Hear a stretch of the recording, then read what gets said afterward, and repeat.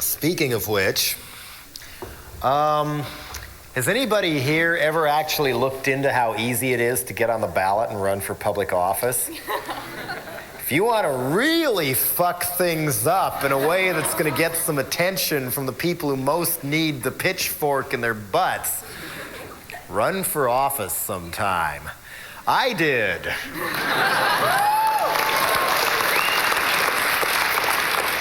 And I come from Boulder, Colorado originally, and there people have a long history of running for office on a whim or as a prank or something.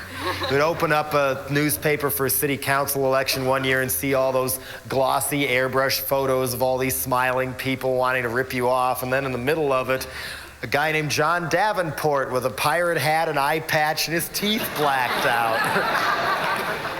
Saying that he was going to ban cars from Boulder, and I can't remember most of his other platform because he had some novel solutions to the police problem and things like that. So later on, moved out to San Francisco, got a band going, and in our early days, me and the first drummer for Dead Kennedys were riding to a Pir Ubu concert. I was folded up in the back of his Volkswagen Bug, and he was saying, "Yeah, Biafra, you got such a big mouth, you should run for president." No, run for mayor. Mayor election was coming up, so I thought, aha, I think I will. And the more I thought about it, the more I felt, oh God, this is gonna be one of the best pranks I've ever done. I mean, we should never give up our love for pranks. Creative crime is not only good for the soul in this day and age, it's necessary.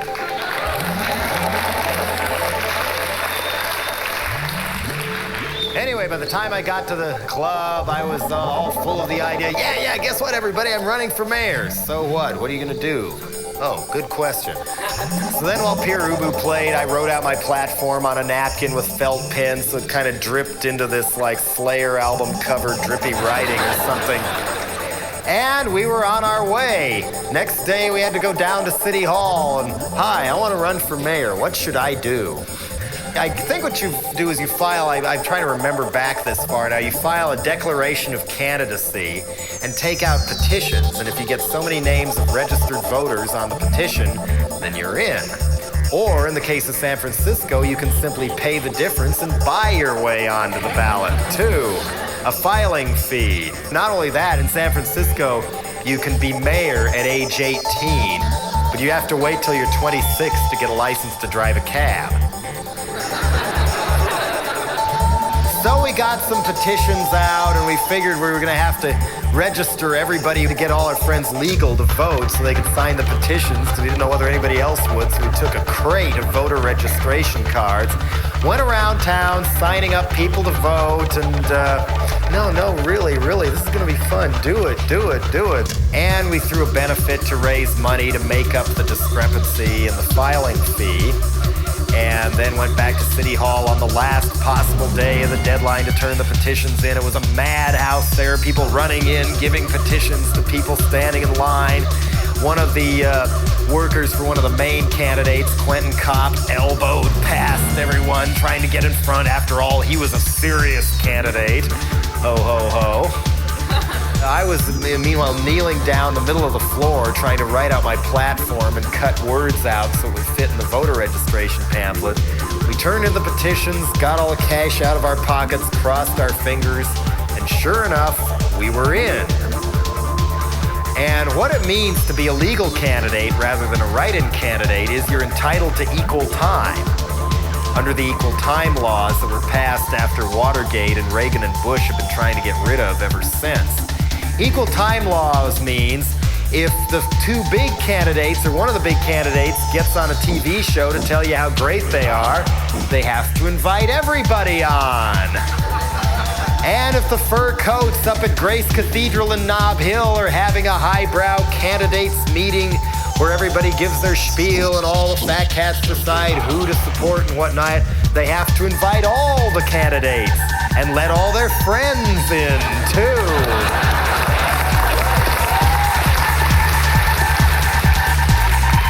I got newspaper coverage, I got on TV, they had to let me on the radio.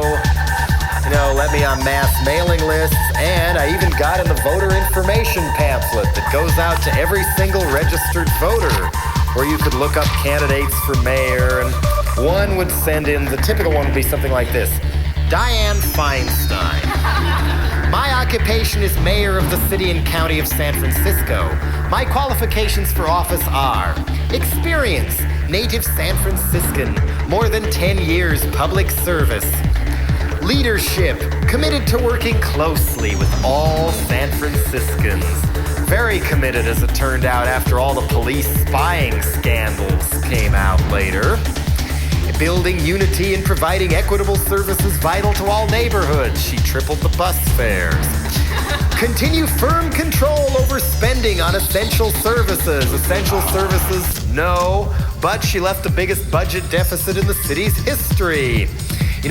Better management of downtown growth, strong economy, the usual Feinstein bullshit.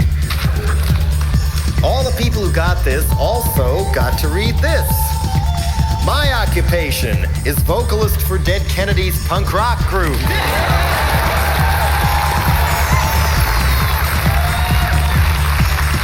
My qualifications for office are: I don't want to see San Francisco's spirit muzzled in the name of law and order and tourist dollars.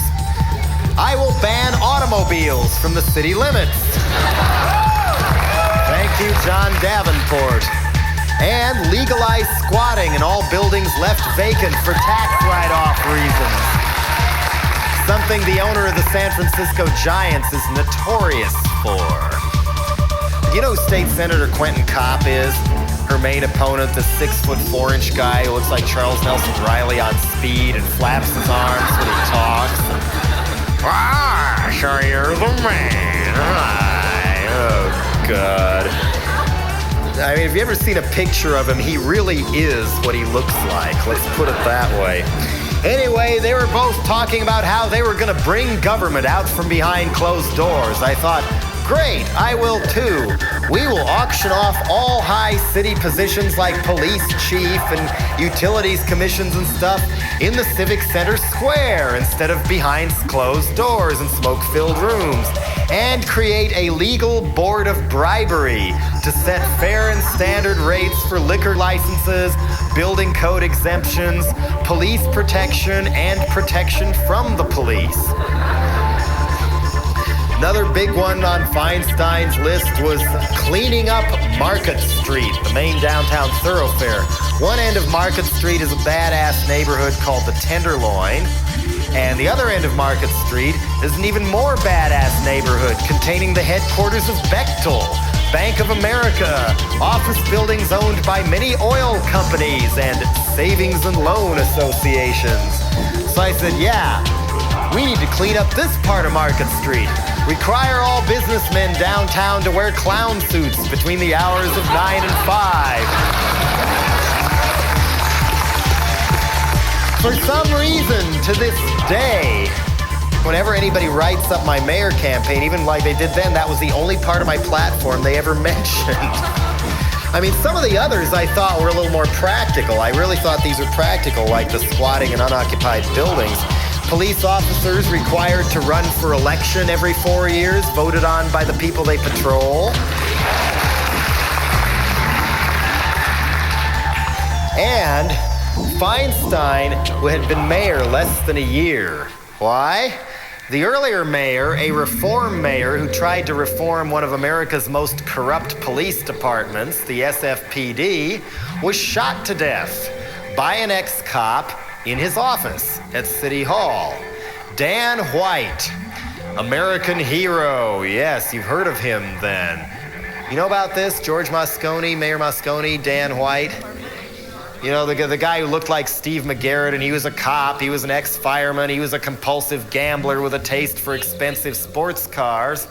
Anyway, he was on the Board of Supervisors and then, getting elected on a Rid San Francisco of Deviance platform. And just his luck, one of the other people elected the same year was the guy who instantly was put in prominence as one of the leading gay politicians in the world, Harvey Milk. Great movie about him out. They've got a video store, his Life and Times of Harvey Milk. You should check it out sometime. White later resigned from the Board of Supervisors because the money wasn't good enough. He was losing money running his French fry stand, ironically called the Hot Potato.